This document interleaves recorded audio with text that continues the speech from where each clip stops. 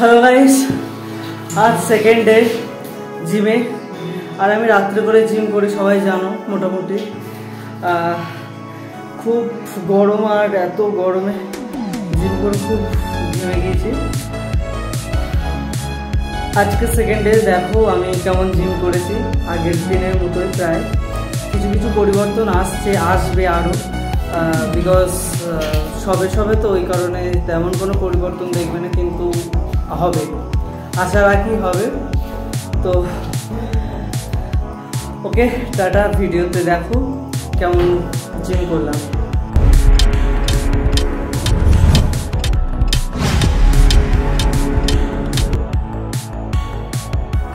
Start করে দিচ্ছি আমি জিম।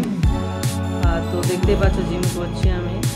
অ্যাকচুয়ালি এটা আমার বাড়িতেই, বুঝলে তো, আমি বাড়িতেই জিম করে সেট আপ কিনে রাখা হয়েছে, মানে একজন কিনেছে আমার দাদা।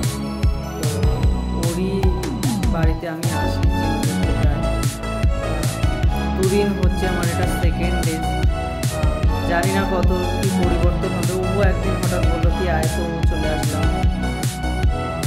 আশা রাখবো যে ভালো কিছুই হবে। আর ভিডিওটা অনেকটাই লং হয়ে যাচ্ছে, এটা আমি ভিডিওতে দেবো, শর্টসে কেটে কেটে দেবো, নইলে আমাকে তো দেবে না। বেশ ডাম্বেলগুলো দেখতেই পাচ্ছ ভীষণ ভারী, আন্দাজ করবে তোমরা যারা জিম করো তো জানবেই কেমন ভারী হয় আশা করি।